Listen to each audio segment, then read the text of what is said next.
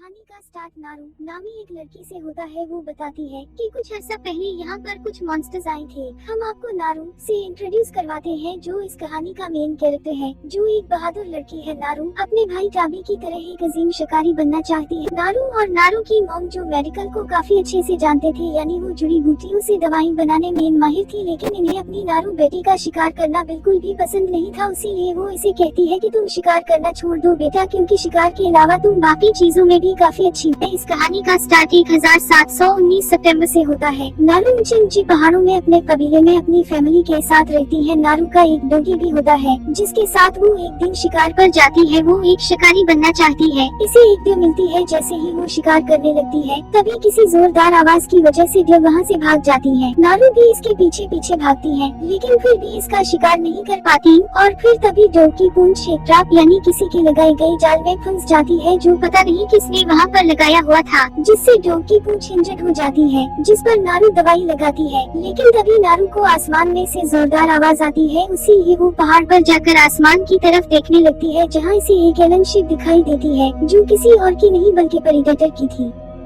नारू भागते हुए अपनी भाई के पास जाती है, जो काफी अच्छा शिकारी था। वो उसे भी बता देती है कि आज मैंने आसमान में एक काफी बड़ा परिंदा देखा। दरअसल वो यहाँ प्रेडेटर के स्पेसशिप की बात कर रही थी, क्योंकि इस वक्त में लोग स्पेसशिप के बारे में नहीं जानते थे।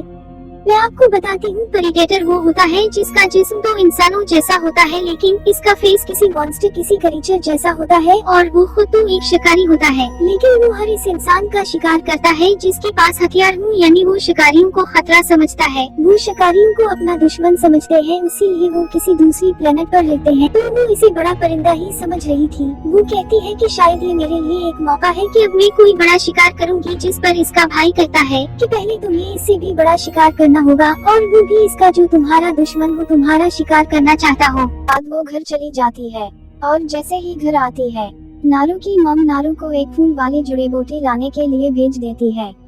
अब हमें वो ही स्पेसशिप दिखाई जाती है, जिसमें से एक प्रेडेटर इनविजिबल होकर गायब हालत में निकलता है। और नारू जब कबीले में जड़ी बूटी लेकर वापस आ रही होती है, तो वो देखती है कि टाबू के सारे साथी भाग रहे होते हैं, क्योंकि एक लॉयन इनके एक साथी को उठाकर ले गया है, जिस वजह से वहाँ पर हलचल मच जाती है। नारू का भाई अपने साथियों को लेकर लॉयन को ढूंढने के लिए जंगल में जाता है, लेकिन वहाँ पर नारू भी आ जाती है और इनके साथ जाने का कहती है।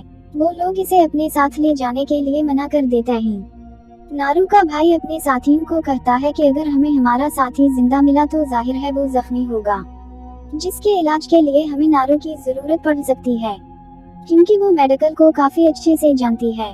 जड़ी बूटी के बारे में भी इसे काफी कुछ पता है। ये सुनकर टाबू इसे अपने साथ ले जाने के लिए मान जाता है। फिर हम देखते हैं एक आंट को खा गया चूहा चूहा को खा जाता है एक स्नेक, और स्नेक को प्रेडेटर पकड़कर चीर देता है, यानी मार देता है। वो यहाँ इनविजिबल गायब हालत में होता है। जंगल में इन लोगों को अपना साथी जख्मी हालत में मिल जाता है। तब नारू इसका इलाज करती है, इसके जख्म पर दवाई लगाती है। वो इसे वही फूल वाली जड़ी बूटी की दवाई बनाकर भी पिलाती है, जिससे इस जख्मी लड़के का जिस्म ठीक होने लगता है। वो कहती है अगर इसका जिस्म गर्म रहता तो इसका खून बहता रहेगा, जिस वजह से इसकी मौत भी हो सकती है। अब रात होने की वजह से वो अपने जख्मी साथी को कबीले में ले जाने के लिए निकलता है, लेकिन नारू का भाई कहता है कि अभी मैं तुम्हारे साथ नहीं जा रहा, मैं शेर को ढूंढकर इसे मार दूंगा। जिस पर वो अपने भाई से कहती है कि मैं भी तुम्हारे साथ जाऊंगी। वो कहती है मामला जितना आम नजर आ रहा है इतना नहीं है, बल्कि बात कुछ और ही है, लेकिन वो इसे मना कर देता है और अकेला ही चला जाता है। और अब जब नारू बाकी लोगों के साथ वापस जा रही होती है, तो तभी इसे रास्ते में इसे स्नेक की जली हुई लाश मिलती है, जिसे प्रेडेटर ने मारा था। इसे वहीं पैरों के निशान भी नजर आते हैं, जो काफी बड़े थे, और तो और पैरों पर काफी ऊपर तक खून भी लगा हुआ था, जो देखकर नारू का शक और बढ़ जाता है। इसे ये लगता है कि यह जरूर कोई बड़ा जानवर या क्रीचर है, इसीलिए वो अपनी भाई को खतरे के बारे में बताने के लिए रवाना होती है। लेकिन तभी रास्ते में इसे अपना एक साथी और अपना भाई भी मिल जाता है। वो इसे एक बड़े बड़े पैरों के बारे में बताती है। इसका भाई कहता है कि हम शेर की गुफा के पास हैं, हमें अपने शिकार पर ध्यान देना होगा, वरना जरा सी लापरवाही हमारी जान ले सकती है। अब नारू का भाई तो गुफा के पास चला जाता है, जबकि नारू और इसका साथी पीछे ही रुक जाते हैं। लेकिन तभी यहाँ अचानक से शेर आकर इसके साथी पर हमला कर देता है और इसे जान से मार डालता है। अब इसका अगला शिकार नारू थी, लेकिन वो उल्टा शेर की आवाज सुनकर इस पर हमला करके इसे जख्मी कर देती है। लेकिन तभी इसे जंगल में एक रोशनी दिखाई देती है, जिस वजह से इसका ध्यान भटक जाता है। पैर फिसलने की वजह से वो पेड़ से नीचे गिरकर बेहोश हो जाती है, लेकिन गिरता गिरता इसने शेर पर वार भी कर दिया था। फिर जब नारू को होश आता है तो वो खुद को अपने घर में पाती है, जिसे कोई और नहीं इसका भाई लेकर आया था। और तभी इसका भाई शेर का शिकार करके अपने कबीले में वापस आ जाता है। अब इसकी इस बहादुरी की वजह से इसे कबीले का नया चीफ बना दिया जाता है। सब लोग खुश थे कि खतरा टल गया, लेकिन सिर्फ नारू खुश नहीं थी, क्योंकि वो जानती थी कि खतरा अभी नहीं टला। इसलिए अपनी भाई से कहती है कि मुझे जंगल में स्नेक भी दिखाई दिया था, जिसे किसी ने चीर कर 2 हिस्सों में काट दिया था। और मैंने जंगल में अजीब सी रोशनी भी देखी थी, मुझे कुछ ठीक नहीं लग रहा। मेरा ख्याल है वहाँ जंगल में कोई खतरनाक शिकारी है जिससे हम अभी तक अनजान हैं, इसलिए हमें वापस जाना चाहिए। लेकिन इसका भाई इसकी बातों पर ध्यान नहीं देता और वहाँ से चला जाता है। लेकिन अगली सुबह नारू अकेली अपने डॉग को लेकर जंगल में चली जाती है, जहाँ थोड़ी दूर जाने पर इसे दरख्त पर प्रेडेटर का खून दिखता है। हम उसी प्रेडेटर को देखते हैं जो अभी तक गायब हालत में ही था, और देखते ही देखते वो एक भेड़िए का शिकार कर लेता है और इसे उठाकर काफी दूर फेंकता है। नारू को भूख लगी थी, इसलिए वो एक खरगोश का शिकार करके इसे पकाकर खा लेती है। प्रेडेटर भेड़िए के सर पर तेजाब गिराता है, जिससे इसकी खाल निकल जाती है और वो भेड़िए के सर के हड्डी को अपने पास किसी इनाम के तौर पर रख लेता है। नारू को आगे बढ़ने पर एक जगह जंगली भैंसों की लाशें मिलती हैं, जिन्हें मारकर इनके ऊपर की सकन यानी जल्द को निकाल दिया गया था। पास में इसे एक सिगरेट भी मिलती है, जिसका मतलब साफ था कि इन्हें जरूर इंसानों ने मारा है। आगे बढ़ती है, लेकिन वो एक दलदल में गिर जाती है। लेकिन फिर वो जल्दी से अपनी कुल्हाड़ी को एक पेड़ पर फेंकती है और इसे पेड़ पर अटका कर जैसे तैसे दलदल से बाहर निकल ही आती है। फिर वो अपने डॉग के साथ एक दरिया के पास पहुंचती है, जहां इसे एक भालू देखता है जो किसी जानवर को खा रहा था। लेकिन इससे पहले कि वो इस भालू का शिकार करती, अचानक से जोर से खींचने की वजह से इसके कमान की रस्सी टूट जाती है और अब तो वो फंस चुकी थी, क्योंकि तब भी वो भालू इसे देख लेता है और इसे मारने के लिए इसके पीछे आने लगता है।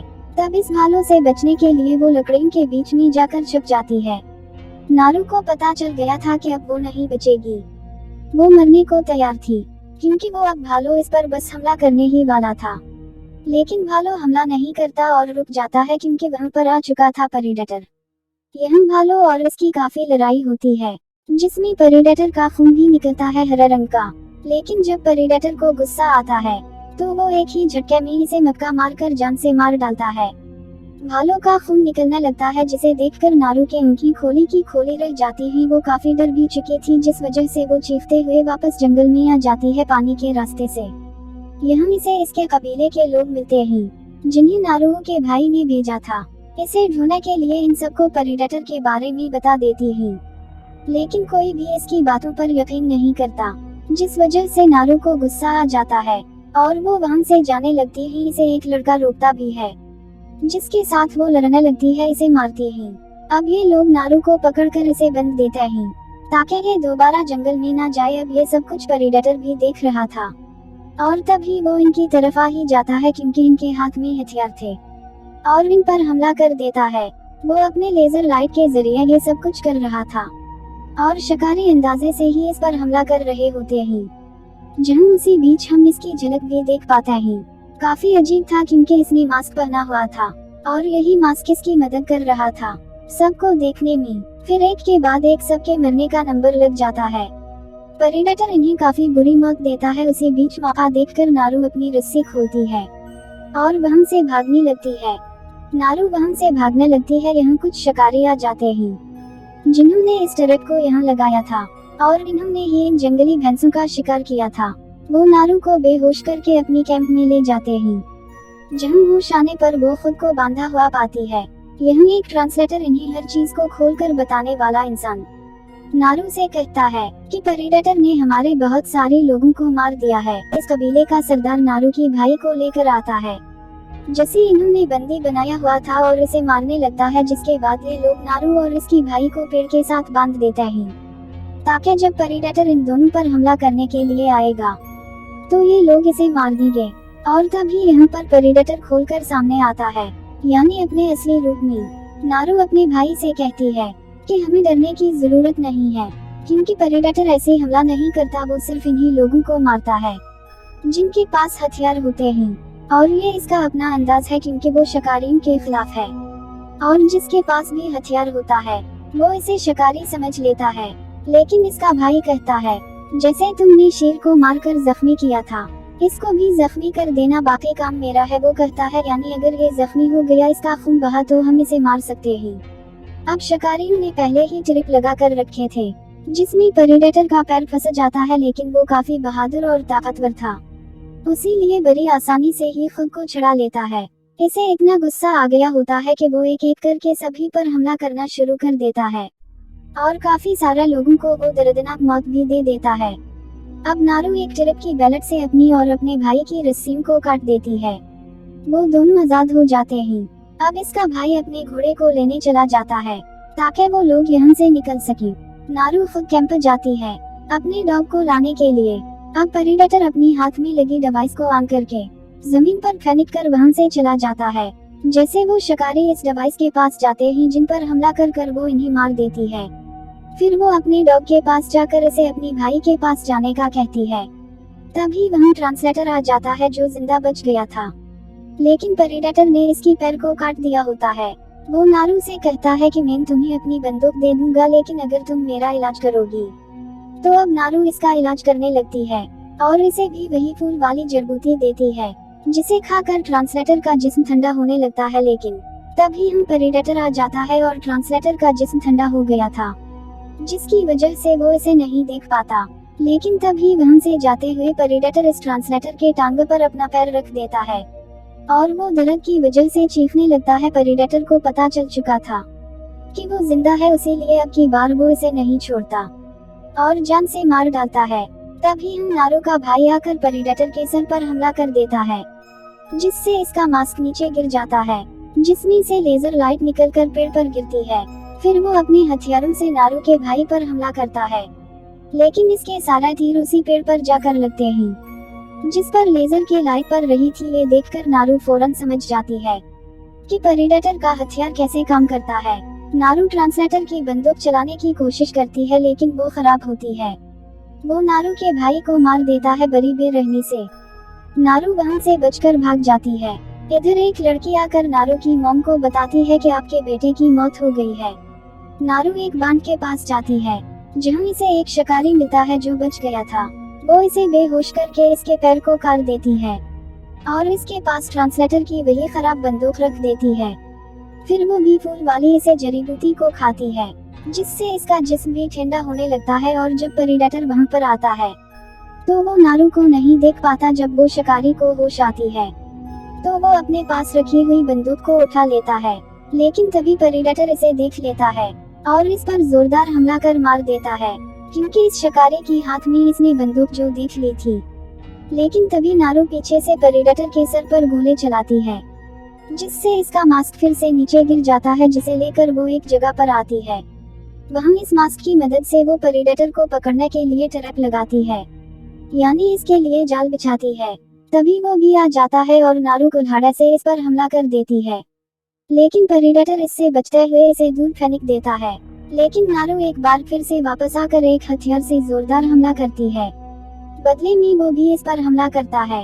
यहाँ इन दोनों के बीच काफी लड़ाई चलती है, लेकिन इसके हर बार से नारू खुद को बचा लेती है, क्योंकि वो अच्छे से जान चुकी थी कि इसका वो लेजर कैसे काम करता है। तभी नारू चालाकी से प्रेडेटर को उसी जगह पर ले आती है जहाँ इस मास्क की मदद से इसने ट्रैप बनाया है।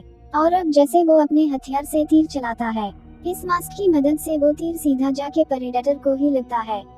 इसकी मौत इस वजह से हुई क्योंकि इसकी अपनी लेजर लाइट इस पर खुद पर ही पड़ गई, क्योंकि वो इसके बिल्कुल सामने खड़ा हुआ था। तो अब यहाँ इसका खेल खत्म, यानी प्रेडेटर की मौत हो जाती है। अब नारू प्रेडेटर के सर को लेकर वापस कबीले में आती है। जहाँ वो अपने डैड को इसका सर और ट्रांसलेटर की गन देती है। नारू की इस बहादुरी की वजह से इसे नया चीफ बना दिया जाता है। ये फिल्म यहीं पर खत्म हो जाती है।